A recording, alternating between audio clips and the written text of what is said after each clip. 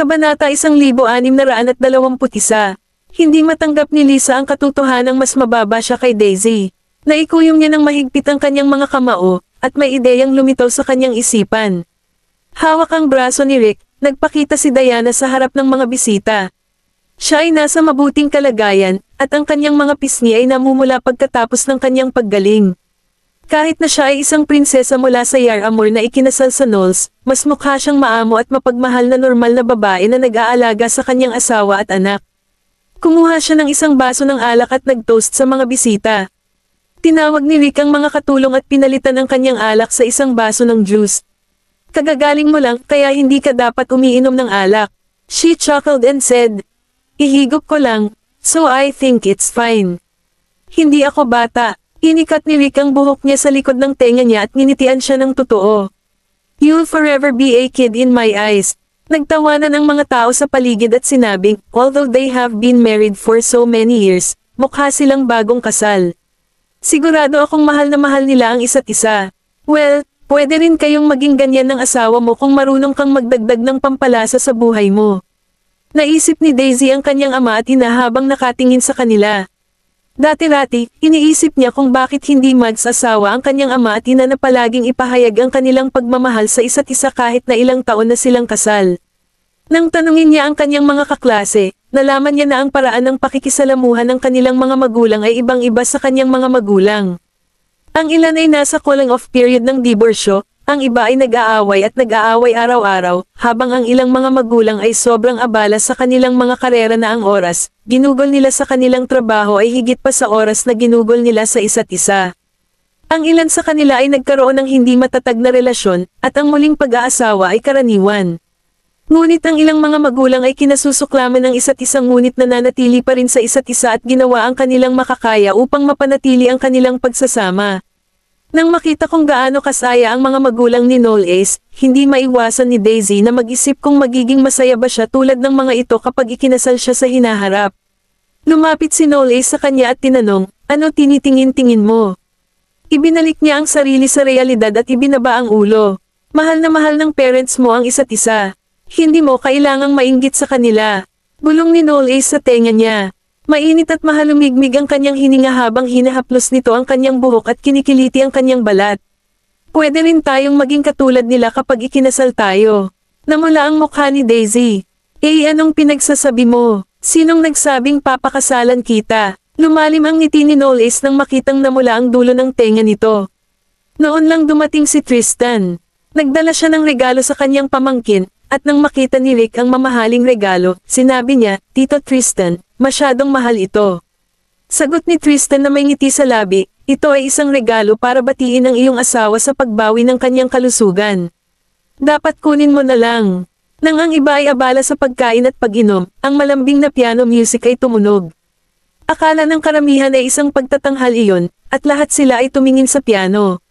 Tapos, may nakita silang babaeng naka-uniform ng maid na nakaupo sa harap ng piano. Natigilan si Daisy. "Lisa," nanlamig ang mga mata ni Knowles. Hindi inaasahan ni Peter na magiging matapang siya. Nagmamadali siyang umabant ng ilang hakbang at kinaladkad siya palayo sa piano. "Anong ginagawa mo dito? Hindi ka dapat nandito." Nakatayo doon si Lisa na walang magawa na may inosenteng ekspresyon sa mukha. "I'm sorry. I just wanted to liven things up a bit para sa lahat. Hindi ko alam kung anong nagawa kong mali." Natunaw ang puso ng mga tao nang makita nilang namumula ang kanyang mga mata sa paligid ng rims. Hindi nila siya masisisi dahil ginawa niya iyon dahil sa magandang intensyon. Nakilala rin siya ng ilan sa mga tao. Hindi ba siya ang adopted daughter ni Tristan? Pero bakit ang suot niyang uniforme ng maid? Nakikinig sa mga bulong sa kanyang paligid, ibinaba ni Lisa ang kanyang ulo habang ang isang matagumpay ng ngiti ay lumitaw sa kanyang mukha. Ang paraan ng pagpapakita niya sa kanyang sarili sa harap ng lahat ng tao sa kanyang kasalukuyang damit ay katulad ng paghahagis ng putik sa mga Knowles. Kung ampon siya ng mga Knowles, bakit kailangan niyang gawin ang trabaho ng isang kasambahay? Kabanata 1622. Ang ibang tao ay maaawa sa kanya at iisipin na inabuso siya ng mga Knowles. Higit sa lahat, walang alam si Tristan tungkol dito. Si Tristan ay abala sa trabaho at bihirang umuwi. Sigurado siyang magtatanong si Tristan kung ano ang nangyayari kapag nakita siya nito sa sitwasyon niya ngayon. Dahil narito ang lahat, naisip niya na dapat niyang samantalahin ang pagkakataon at gawin ang unang hakbang. Pagkatapos ng lahat, kahit na si Knowles ang nanguna sa mga Knowles, sigurado siyang hindi ito maglalakas loob na gumawa ng anuman sa kanya sa harap ng lahat at ipahiya ang Knowles. Kailangan lang niyang ipaalam kay Tristan na siya ay minamaltrato sa buong panahon, at nang hilingin niya sa kanya na hayaan siyang manatili sa labas ng mag-isa, sigurado siyang hindi tatanggi si Tristan sa kanya. Hanggat kaya niyang umalis sa tabi ni Knowles, kahit saglit lang, makukuha niya lahat ng gusto niya. Tumingin siya kay Tristan at maingat na sinabi, "Godfather, hi. I just wanted to make everyone happy. May nagawa ba akong mali?" Kumunat ang noo ni Tristan. Ang piging na ito ay para salubungin ang kanyang pamangkin, kaya hindi nararapat na magsuot ito ng ganito dahil alam ng lahat na siya ang kanyang ampon. "Go get yourself change." Hindi ginawa ni Lisa ang sinabi ni Tristan. Sa halip, natatakot siyang tumingin kay Knowles. Bagamat hindi gusto ni Diana si Lisa, siya ang nagligtas sa buhay ni Tristan. Kung lumabas ang nangyari ngayon, maaaring akusahan sila ng ibang tao bilang mga ingrate, at iyon ang maglalagay sa Knowles sa mahirap na posisyon. "Gawin mo ang sinasabi ng ninong mo. Magpalat ka na." Inutusan niya ang kasambahay na ihatid siya, ngunit itinulak ni Lisa ang kasambahay at lumuhad sa harap ni Diana. Nagtaas siya ng boses at sumigaw, alam kong hindi ako gusto ni Nolly, at alam kong magdudulot lang ng kahihiyan sa Knowles ang presensya ko, pero makakalabas ako sa mansion ng Knowles. Hindi na ako magiging masisira kay Nolly." Kahit na siya mismo ang nagsagawa nito, alam ng lahat kung ano ang sinusubukan niyang sabihin. Hindi siya nagustuhan ni Knowles at tinatrato siya ng masama. Natigilan si Diana. Hindi niya kailanman tinanong kung ano ang ginagawa ng kanyang anak, at dahil siya ay may sakit sa buong oras, bihira siyang lumabas ng kanyang silid. Hindi niya alam na hiniling ni Knowles kay Lisa na magtrabaho bilang isang kasambahay. Napatingin siya kay Knowles, na may kalmadong ekspresyon sa mukha, na nagulat na parabang naghihintay na magpaliwanag ito sa kanya. Kalmado si Knowles, at walang kahit isang emosyon sa kaibuturan ng kanyang mga mata. Sa totoo lang, hindi niya inaasahan na hihilahin siya ni Lisa ng ganito. Upang mabawi ang kanyang kalayaan, handa siyang gumawa ng kasinungalingan upang ipamuka sa kanya na siya ang masamang tao. Ibinaba niya ang kanyang mga mata at naglakad patungo kay Diana na may ngiti sa labi. Then, he said honestly, "Mom, ako po ang nagpagawa sa kanya ng lahat ng trabaho ng maids." Natarante si Diana. "Nolly, ikaw." Hindi niya makita ang sarili niyang anak kahit na alam niyang hindi talaga gusto ng kanyang anak si Lisa. Tumanggaw si Knowles sa kanya at nagpatuloy. "Ma, may sarili akong dahilan kung bakit ko ito ginagawa. Ang piging ngayon ay tungkol sa iyo, kaya hindi mo kailangang mag-alala tungkol sa bagay na ito. I'll give you a satisfactory explanation later." Pagkatapos noon, naglakad siya papunta kay Tristan. "Tito Tristan, pasensya na po. Dapat sinabi ko na sa'yo ng mas maaga. Kung gusto mo akong parusahan, tatanggapin ko ito ng buong puso." Huminga ng malalim si Tristan at ibinaba ang baso ng alak. "Tulad ng sinabi mo, ang handaan ngayon ay tungkol sa iyong ina. Pag-usapan natin ito sa ibang pagkakataon." Nilinggan niya si Lisa at sinabing, "Go. Get yourself changed first." Alam din ni Lisa na ngayon na ang tamang pagkakataon para umatras siya. Wala namang magandang maidudulot sa kanya kung ipagpapatuloy niya ang paggawa ng eksena rito. Kung tutusin, lahat ay nasa tabi niya ngayon. Tumanggaw siya at umakyat sa taas para magpalat ng sarili.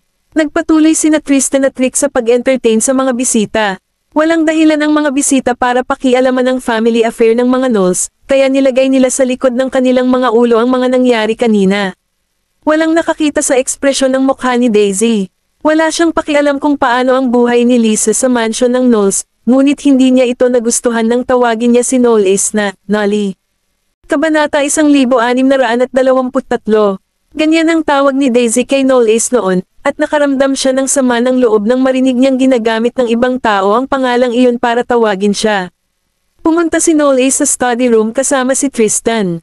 Pagkatapos magpalat ni Lisa ay bumaba na siya at bumangga kay Daisy.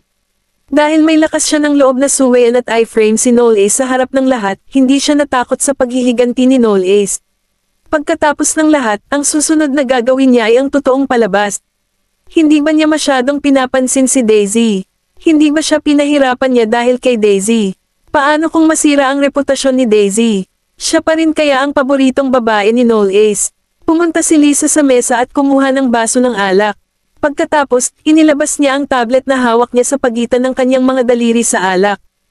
Ang tablet ay nahulog sa alak at hindi nagtagal ay natunaw sa likido. Sinamantala ang pagkakataon habang nakikipag-usap si Daisy sa ibang tao, inilipat niya ang kanyang alak. Daisy, lumingon si Daisy, at lumubog ang mukha. Hindi niya alam kung kailan nangyari, ngunit nakatayo sa tabi niya si Lisa na may hawak na baso ng alak. May ngiti sa kanyang ngiti habang sinasabi, ang daming tao dito. Sigurado naman akong hindi ka tatanggi na makipag-clink sa akin ng salamin, diba, Daisy? He won't say no to me since ang daming nanonood sa kanya. Laming-galinga si Daisy at napagtantong pinagtitinginan sila ng mga tao. Siya ay nasa piging na ginanap ng mga Knowles, at talagang wala siyang dahilan upang tanggihan ito. Ibinaba niya ang ulo niya at kinuha ang baso ng alak sa harapan niya.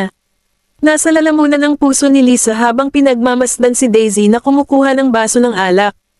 Hindi na siya makapaghintay na inumin niya ito ngayon. Idiniin ni Daisy ang labi sa gilid ng salamin. Nang makita niya sa gilid ng kanyang mga mata na nakatitig si Lisa sa kanya, natigilan siya at nagtanong, panoorin mo ba akong umiinom ng alak? Saglit na natigilan si Lisa, ngunit hindi nagtagal ay nabawi niya ang kanyang loob. Nang hindi hinahayaan na tumakbo sa kanyang mukha ang kanyang tunay na emosyon, sinabi niya, iinom din ako. Para mapababa ang bantay ni Daisy, uminom muna siya ng kanyang baso ng alak. Gayunpaman, tiningnan ni Daisy ang baso ng alak sa kanyang kamay ngunit hindi ito ininom. Mabilis ang tibok ng puso ni Lisa, at nakaramdam siya ng masamang pakiramdam sa loob niya. Anong meron? Ngumiti si Daisy at sinabing, dahil matagal mo na akong kilala, nakita mo na ba akong umiinom ng alak? Ikaw ang nagdala nitong sobrang baso ng red wine sa mesa ha?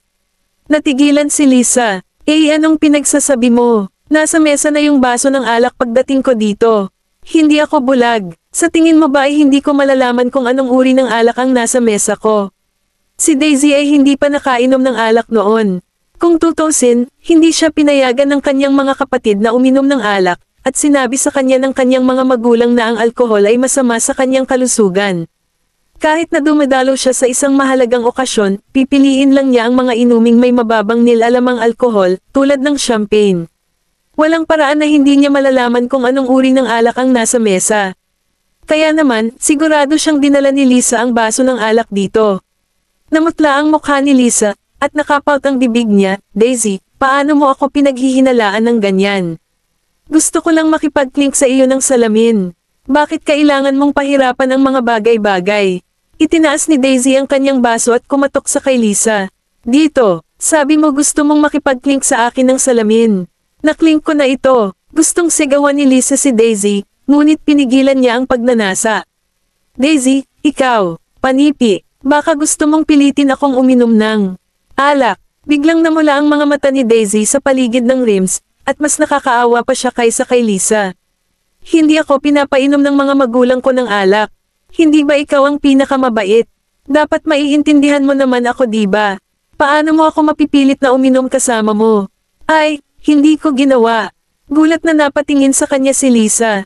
Minamaliit ko ba siya? O napagtanto ba niya na may mali sa alak? Ngunit paano ito posible? Daisy isn't that smart. Mahigpit na hinawakan ni Lisa ang mga paa ng baso at sinabing, Daisy, hindi kita pinilit na uminom kasama ko. Gusto ko lang makipag-clink sa iyo ng salamin. Paano mo ako na-frame ng ganyan? Sa sandaling iyon, lumitaw si Knowles at inalis ang baso ng alak sa kamay ni Daisy. Ako ang nagbabawal sa girlfriend ko na uminom ng alak.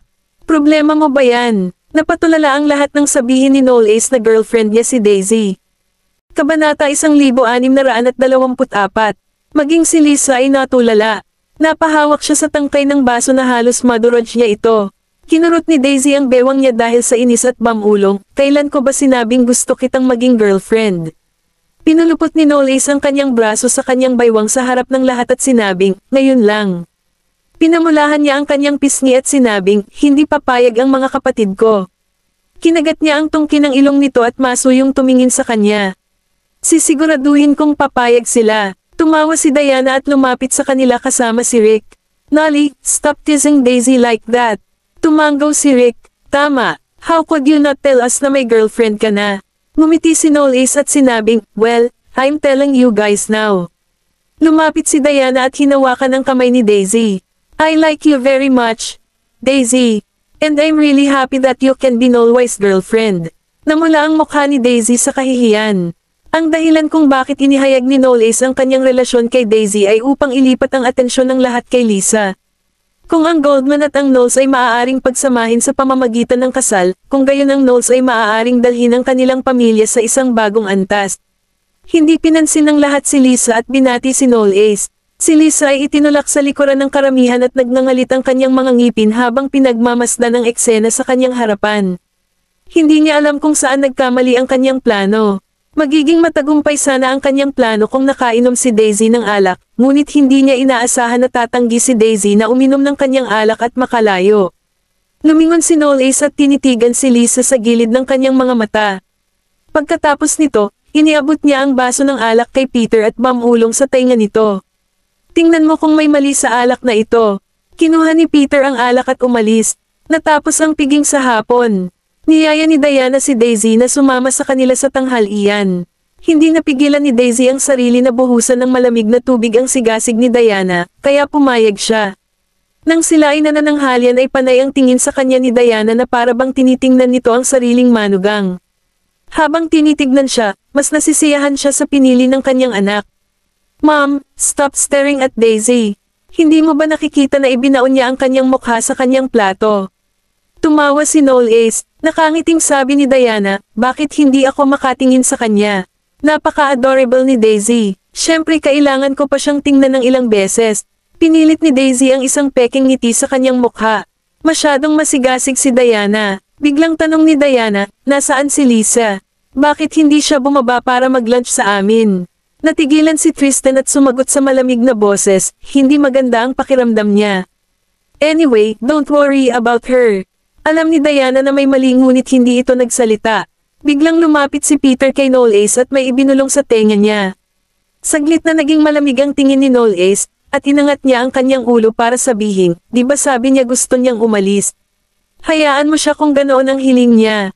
Nag-ayos na ako ng tutuluyan niya. Tumingin si Rick kay Tristan, at tumanggaw si Tristan sa mungkahi ni Knowles. Kinagabihan, pinabalik ni Knowles si Daisy sa kolehiyo. Nang makarating sila sa dormitoryo ni Daisy, huminto si Daisy at lumingon sa kanya. Ano ang mali? Hindi ka pa babalik? Babalik ako kapag nakabalik ka na sa kwarto mo. Napahawak siya sa labi at nakapout, hindi ako makapaniwala na tinulungan mo si Lisa na maghanap ng matutuluyan. How thoughtful! Tumawa si Knowles at humakbang papalapit sa kanya. Ano ang mali? Nagseselos ka ba? Nang hindi itinaas ang kanyang ulo, sumagot siya, hindi ako. Nagseselos, ibinaba ni Knowles ang ulo niya at hinalikan siya sa noo. Alam kong nagseselos ka, namula ang mukha niya at tinulak siya palayo. Hindi nakita kakausapin. Tumalikod na siya at bumalik sa dormitoryo. Nang mawala ang kanyang figure sa hagdanan, nawala ang ngiti sa mukha ni Knowles. Hindi niya bibitawan ang sinumang magtangkang saktan si Daisy. Samantala, dinala ni Peter si Lisa sa black market. Napansin ni Lisa na may mali, at namutla ang mukha niya, hindi ba sinabi ni Nolly na nakahanap na siya ng matutuluyan? Bakit mo ako dinala dito? Kabanata 1625. Inihinto ni Peter ang sasakyan at pinatay ang makina. Tumingin siya kay Lisa sa rear mirror at walang ekspresyon na nagtanong, sa tingin mo ba ay hahayaan ka niyang Master Knowles na gawin ang iyong mga gusto? Nanginginig si Lisa. Anong ibig mong sabihin? Hindi sumagot si Peter. May ilang lalaki na lumapit at binuksan ang pinto. Sinubukan nilang kaladkarin siya palabas ng sasakyan, ngunit buong lakas siyang nagpumiglas. Hindi. Bitawan mo ako. Babalik ako. Gusto kong makita ang aking ninong. Walang magagawa si Mr. Tristan kahit na mahanap mo siya. Kaya, drop the thought. Kinaladkad si Lisa palabas ng sasakyan. Siya ay umiyak at sumigaw sa tuktok ng kanyang mga baga. Hindi. Ayokong pumunta sa lugar na ito. Gusto kong makita si Knowles. Huminto ang isang sasakyan sa kanyang harapan, at bumaba si Knowles sa sasakyan. Yumuko ang mga lalaking iyon at magalang na binati siya, young Master Knowles. Niyakap siya ni Lisa at hinawakan ang pantalon niya. Puno ng uhog ang mukha niya habang umiiyak, Nolly, why are you doing this to me? Kahit na galit ka sa akin, paano mo ako maipapadala dito? Hindi ka ba nag-aalala na magagalit sa'yo ang ninong ko? Kinaladkad ng lalaking nasa likod si Lisa at itinulak sa lupa. Hinubad ni Knowles ang kanyang damit at malamig na tumingin sa kanya. I have reminded you once, remember? Pakiramdam ni Lisa ay parang may sumasakal sa kanya, at hindi siya makapiga kahit isang salita mula sa kanyang lalamunan. Sinabi ko na sa iyo noon na maaari mong gawin ang anumang gusto mo, ngunit kailangan mong bayaran ang presyo. Sabi ni Knowles habang nakatingin sa kanya.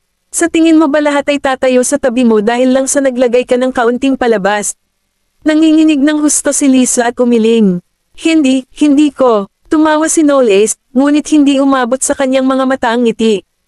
Akala mo napakatalino mo, pero ang tanga mo talaga. The fact na hindi ko na-expose ang trick mo ay hindi ibig sabihin na naglaro ka na ng maayos. Napuno ng takot si Lisa nang sabihin niya, iniligtas ko ang buhay ng iyong tiyuhin. Hindi mo ako kayang pretuhin ng ganito. Hindi ka ba nag-aalala na baka sabihin ng ibang tao na ang mga Knowles ay isang grupo ng mga ingrates? Sigurado akong mas alam mo kaysa kanino ang buong kwento tungkol sa aksidente ng aking tiyuhin. Natigilan si Lisa. Napatingin siya sa mga mata nito, na kasing lalim ng bangin. Nagsimulang tumulo ang malamig na pawis sa buong katawan niya habang nagtatanong sa loob-loob niya, may nalaman ba siya? Ngunit paano ito posible? Hindi ba inasikaso ni Miss Tomlin ang lahat? Paano magkakaroon ng posibilidad na may mahanap siya? Ikinaway ni Knowles ang kanyang kamay, at hinawakan ng mga lalaking iyon si Lisa mula sa lupa. Nang paalis na siya, nagpumiglas siya at sumigaw, Nolly, nakalimutan mo na ba ang panganib na naranasan natin sa Octavia? Pwede mo ba akong pakawalan? Ipinapangako ko na hindi na ako muling magpapakita sa iyong harapan. Wala nang ibang pagpipilian si Lisa. Pinagpustahan niya ang katotohanang pakakawalan siya nito dahil sa mga nawawalang alaala. Nagningning ang kanyang mga mata sa pag-asa nang tumahimik si Knowles. Nolly, I know you can't remember anything, but I'll never forget the dangers that we've went through together. Alam kong pinalayas mo ako sa airport dahil ayaw mo akong malagay sa panganib. Nolly, pwede mo ba akong bitawan dahil sa pinagdaanan natin? Kung ayaw mo akong makita, I'll stay as far as possible away from you, okay? Ang malamig na hangin ay hamampes sa sulok ng kanyang Amerikana, at ang gabi ay kasing lalim at tahimik gaya niya. Lumapit sa kanya si Knowles, at kumikinang ang pag-asa sa kanyang mga mata. Hinawakan niya ang kamay niya at sinabing, Nolly, I know it. Alam kong hindi mo makakalimutan. Bigla siyang hinawakan ni Knowles sa leeg, at nakaramdam siya ng hininga. Sa tingin mo mapapalitan mo si Daisy. Tinulak niya siya palayo, at nahulog siya sa lupa. Natigilan siya habang nauutol, they got your memory back. Hinugot ni Knowles ang kanyang panyo at pinunasan ang kanyang palad na parang may nahawakan na nakakadiri. Oo naman. Kung hindi, gugustuhin mong makita akong niloloko mo, hindi ba?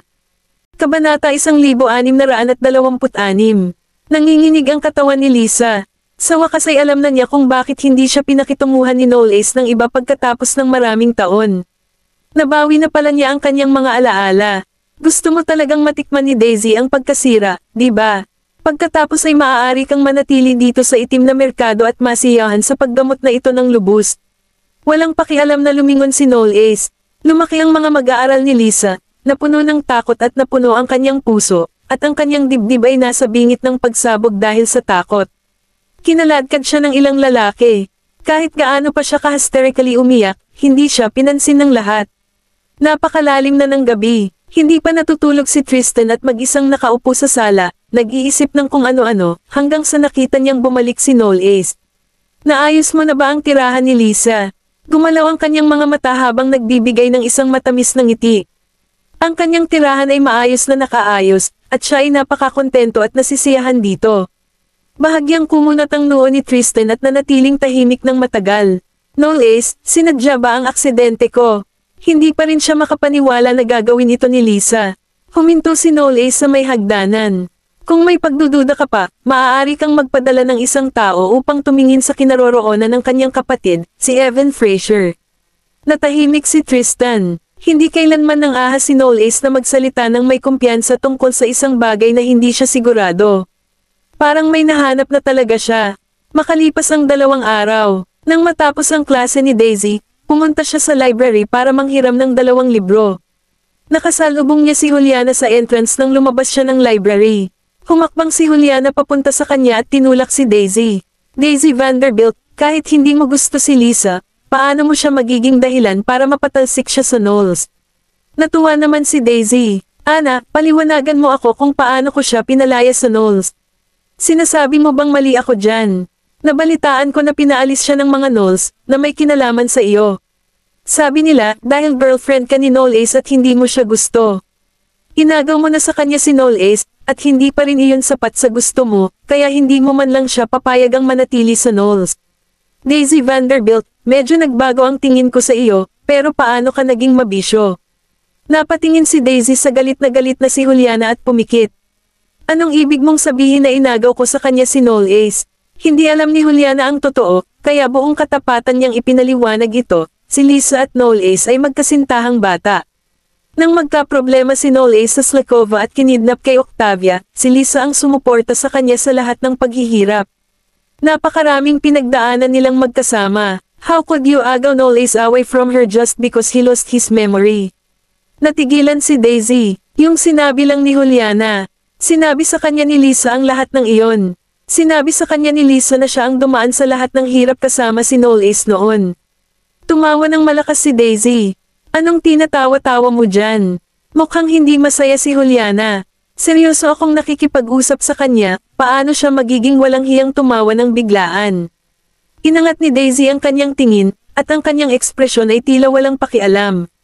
Hindi ko ine-expect na ilalapat ni Lisa sa sarili niya lahat ng mga kwento ko sa kanya noon. Ano, Ana, kung hindi dahil sa akin, madaming malalaman kaya si Lisa tungkol kay Knowles. Nagtanong si Daisy na may pagtatampo, hindi mo ba gustong malaman kung bakit galit na galit ako kay Lisa? Tapos sasabihin ko sa'yo lahat ngayon. Si Lisa ang pinakamahalagang kaibigan ko noon, sasabihin ko sa kanya ang lahat tungkol sa akin at ibabahagi ko ang lahat ng nangyari sa akin. Kapag nakatanggap ako ng regalo na nagustuhan ko, ibibigay ko sa kanya ng walang pag-aalinlangan, kaya lang sana magkaroon siya ng kumpiyansa kapag nakatayo siya sa harap ng iba para hindi tumingin ang iba sa kanya. Gayunpaman, sayang lang ang ginawa ni Lisa noon ay gamitin ako. She became friends with me on the surface but badmouthed me with her classmates behind my back. Naghasik siya ng kaguluhan at ginawa niyang galit sa akin ng ibang kaklase at ako pa nga ang sinisisi niya matapos ma-expose sa ginawa niya. Kabanata 1627.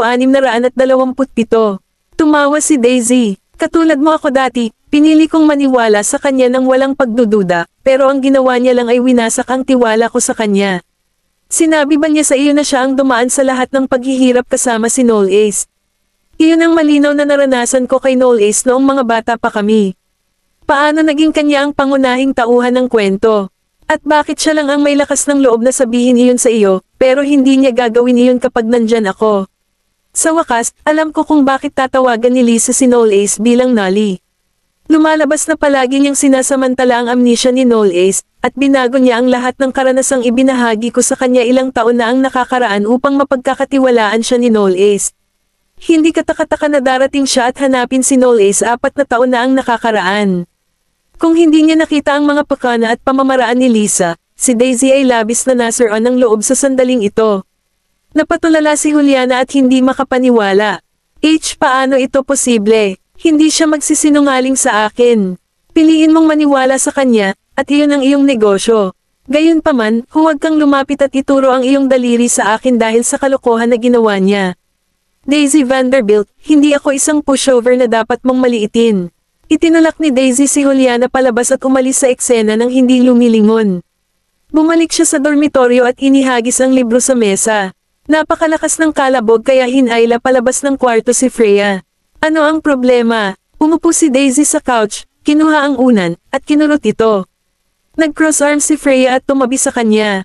Ano ang mali? Nag-away na naman ba kayo ni Knowles? She snorted. Wala itong kinalaman sa kanya. Naglakad si Freya sa ref, kumuha ng isang lata ng coke, binuksan ang lata, at humigop. Biglang naisip ni Daisy ang mga salita ni Knowles, na nagsasabing mag-aayos siya ng isang lugar na matutuluyan para kay Lisa, at nakaramdam siya ng kaunting pagkabalisa sa kaibuturan. Sabihin mo sa akin, kung mawawala ng alaala ang isang tao, maniniwala ba sila sa lahat ng sinasabi ng iba sa kanila? Huminto si Freya at tumingin sa gilid niya. Memory loss, may ibig sabihin ito. Naglakad siya papunta sa sopa, umupo, at pinag-cross ang kanyang mga paa. Ang hirap ipaliwanag. Napayuko si Daisy at hindi nagsalita. Kalmadong dagdag ni Freya, depende din sa tao. Medyo nalilito siya. Kanino ito umaasa? Naniniwala si Noelle sa bawat salitang lumalabas sa bibig mo kahit na wala na ang alaala niya. So sino sa tingin mo? Nabulunan si Daisy sa sarili niyang mga salita at hindi na nakaimik. Narinig ko na ang mga taong umiibig ay mag-aalala ng husto tungkol sa pagkakaroon at pagkawala ng isa't isa. Mukhang hindi malayong mag-alala ka sa problemang ito.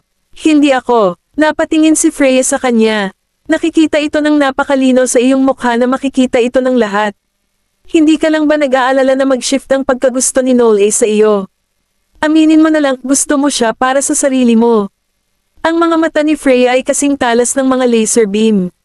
Napakahusay nilang makakita sa isip ng ibang tao. Pati si Daisy ay nabigla. Do I really want to keep him only for myself? Sumandal si Freya sa likod ng upuan at sinandal ang kamay sa gilid ng noo niya. Huwag mong ipagkait. Ang pag-ibig ay palaging isang makasariling damdamin. Sino ang gugustuhing makakita ng isang taong gusto nilang manatiling malapit sa ibang tao? Walang babae ang magkakagusto sa isang lalaki na pare-pareho ang pakikitungo sa lahat ng kababaihan sa paligid niya. No one would choose to be together with a central heater. Nagulat si Daisy. Pilosopo ka ba ng pag-ibig? Masayang tinanggap ni Freya ang titulo. Salamat sa title. Kinabukasan, dumating ang isang sponsor ng advertising sa drama, theater, at film department ng kolehiyo para maghanap ng mag-aaral na maaaring kumuha ng endorsement project ng isang high-end na luxury perfume. Ito ay para sa bagong inilunsad na Rose of Pure Lust.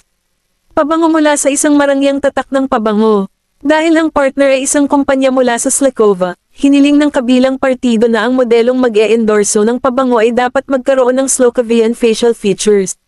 At dahil hindi mahanap ng kumpanya ng advertising ang isang kwalipikadong mukha sa industriya ng entertainment ng Yar Amor, nagplano silang pumunta sa kolehiyo upang maghanap ng batang babaeng estudyante na akma sa mga kinakailangan.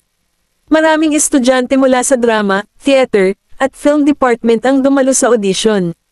Marami sa kanila ang tinanggihan sa kanilang unang pagpunta. Maaaring sila ay masyadong maganda at hindi mukhang inosente, o masyadong malambing at hindi kaakit-akit. Gayunpaman, nang masiraan ng loob ang dealer, bigla nilang nakita ang isang babaeng estudyante na naglalakad sa may audition hall. Kabanata 1628. Siya talaga ang purong babae na nasa isip ko. Miss, sandali lang. Napatigil si Daisy at nalilitong lumingon. Inabot ng lalaking nakaglasses na sumugod sa kanya at iniabot ang kanyang business card. Miss, pwede bang makasama kita ng ilang minuto? Sinilip ni Daisy ang business card at nakita niyang ang lalaki ay ang direktor ng Astar Frontier Perfume Co. Inangat niya ang kanyang ulo. Mr. Baron, may maitutulong ba ako sa iyo? Naghahanap ng perfume endorser ang company namin, at dahil bagay ang image mo sa ugali ng spokesperson na hinahanap namin, pwede mo bang paboran ang kumpanya namin? Bago hinintay na sumagot si Daisy, seryoso siyang nagpatuloy. Huwag kang mag-alala, tiyak na tataas ang iyong sweldo, at hindi ka namin pipilitin na pumirma ng isang pangmatagalang kontrata sa aming kumpanya. Kailangan lang namin na mag-shoot ka ng advertisement para sa aming pabango, at iyon na. Nag-alinlangan si Daisy, pero hindi pa nga ako nakakagraduate. Ayos lang, hindi ito makakaapekto sa iyong pag-aaral at sa gayon, maantala ang iyong pagtatapos. Kailangan mo lang maging sa ilang mga kuha, at kung magiging maayos ang lahat, aabutin lamang ng 1 oras para matapos ang lahat ng paggawa ng pelikula. Napagtanto nila na napakahirap maghanap ng taong angkop. Pagkatapos ng lahat, ang isang napakarilag na modelo ay hindi ang pangunahing kinakailangan na kanilang hinahanap. At ngayong nakahanap na sila, paano nila hahayaang mawala ang pagkakataong ito? Natahimik sandali si Daisy at kinuha sa kanya ang business card. Pag-iisipan ko, nakangiting tugon ng kabilang partido. Pakiusap huwag masyadong magtagal. Umaasa ako na makakabalik ka sa akin sa loob ng 3 araw. Hihintayin kita. Sa dining hall, sinabi ni Daisy kay Freya ang tungkol sa advertisement. Ano sa tingin mo? Dapat ba akong pumunta? Nagtaas ng ulo si Freya. Bakit ayaw mong pumunta? Binibigyan ka ng resource habang nag-aaral pa sa kolehiyo. Pagkatapos ng graduation, maaari kang makipagtulungan sa isang mahusay na kumpanya ng brokerage. Pinili mong ituloy ang iyong pag-aaral sa mga departamento ng drama, teatro, at pelikula. Ayaw mo bang maging artista? Napaawang ang labi ni Daisy. Gusto ko talagang maging artista, tulad ni Ninong Helios. O, nag-aalala ka ba na ikaw ang magiging unang mag-aaral sa kolehiyo na makakuha ng pagkakataong mag-shoot ng isang patalastas, at iyon ay makaakit ng selos? Nawala nang masabi si Daisy. Uminom si Freya ng kanyang juice at nakita siya sa isang sulyap. Hindi ba napaka-normal para sa isang mahusay na tao na makaakit ng higit na inggit at selos? Kaya ikaw, bakit kailangan mong pakialaman ang opinyon ng ibang tao? Nagtaas ng tingin si Daisy. So, ganito ba ang pagwawalang bahala mo sa opinyon ng iba? Hindi siya huminto sa kolehiyo dahil nabuntis siya, ngunit lahat ng chismis tungkol sa kanya ay hindi pa rin kanais-nais. Nagkibit-balikat si Freya. Nakakapagod para sa amin na pakialam kung ano ang iniisip ng ibang tao. Isang figure ang umupo sa kanilang mesa, at si Daisy ay namangha. Colton. Tinitigan ni Colton si Freya. Hindi siya umiwas ng tingin bagkus ay diretsyong tumingin sa kanya. Anong klaseng mga tao ang nakakasalamuha mo ngayon? Ang mga salitang ito ay nakadirekta kay Daisy. Si Daisy ay nakaramdam ng matinding kawalan. Colton, paano mo nasasabi yan? Siya, kasama ko siya. Kumunat ang noo ni Colton. Yung roommate mo, dahan-daang nilinis ni Freya ang mesa at bumangon. Tapos na akong kumain. Dapat sabay kayong kumain ng magkapatid. Freya, nang makita siyang umalis, pinandilatan ni Daisy si Colton. Colton, bakit hindi ka makapagsalita ng normal? Itinapat ni Colton ang kanyang kamay sa gilid ng kanyang noo at pinagmasdan ang figure ni Freya habang papalabas ng cafeteria. Mukhang pwede kang makihalubilo kahit kanino ha. Maghahirap ka na naman kapag nakabangga ka ng ibang Lisa. Tumawa si Daisy. Lisa ang tingin ng lahat sa'yo ngayon. May crush ka ba sa kanya? Hindi maipaliwanag na lumabo ang kanyang mukha. Nasisiraan ka na ba ng bait? Imposibleng magka-crush ako kay Lisa, kahit nasira ang utak ko. Ikaw ang nagwawala. Kinuha ni Daisy ang kanyang mga kubyertos, tumayo, at umalis. Pinaikit ni Colton ang kanyang mga mata, pinigilan ang kanyang ekspresyon, at bumalik sa normal. Pagkatapos ay kinuha niya ang kanyang cellphone at tumawag. Tulungan akong tingnan ang background at impormasyon ng isang tao, si Freya mula sa drama, theater, at film department ng Victoria College. Kabanata 1629. Sa dormitoryo, dumaan si Daisy sa kwarto ni Freya. Nang makitang nakaawang ang kanyang pinto at hindi nakasara ng mahigpit at iniisip ang sinabi ni Colton sa cafeteria ngayon, naisip ni Daisy na kailangan niyang humingi ng tawad sa ngalan ni Colton. Freya, may sasabihin ako. Habang tinutulak niya ang pinto, nakita niyang mabilis na isinara ni Freya ang takip ng laptop niya at tumangala sa kanya. Gulat mo ako. Ibinaba ni Daisy ang kanyang ulo. I'm sorry, hindi ko sinasadya. Ayos lang. Hindi ito malaking bagay. Inayos niya ang mga magulong manuscript sa mesa. By the way, may gusto ka bang sabihin sa akin kanina? Gusto kong humingi ng tawad sa'yo. Natigilan siya ng ilang segundo at nagtanong sa tonong naguguluhan, humihingi ng tawad. Ibinaba ni Daisy ang kanyang ulo. Huwag mong isapuso ang sinabi ni Colton. Natatakot lang siya na ako ay. Bago pa niya matapos ang pagsasalita, dama po ang kanyang tingin sa isang maneskrito sa sahig. Hindi napansin ni Freya na pinupulot niya ang maneskrito sa sandaling ito at abala siya sa pag-iingat ng lahat ng pinagsunod-sunod na maneskrito sa kanyang drawer. Hindi mo kailangang humingi ng tawad sa akin. Maiintindihan ko siya. Mayroon kang isang mahusay na kapatid. Kung tutusin, sobrang nag-aalala siya sa'yo. Pagkatapos ay inangat niya ang kanyang ulo, at ang kanyang ekspresyon ay tumigas halos kaagad. Mabilis niyang inagaw ang manuscript sa kamay ni Daisy at inilock ito kaagad sa drawer. Napatingin sa kanya si Daisy na nagtataka. Ikaw si Daisy. Huminga ng malalim si Freya, pilit nang umiti, at tinitigan siya. Itatago mo sa akin itong sekreto, di ba? Walang sabi-sabing ngumiti si Daisy.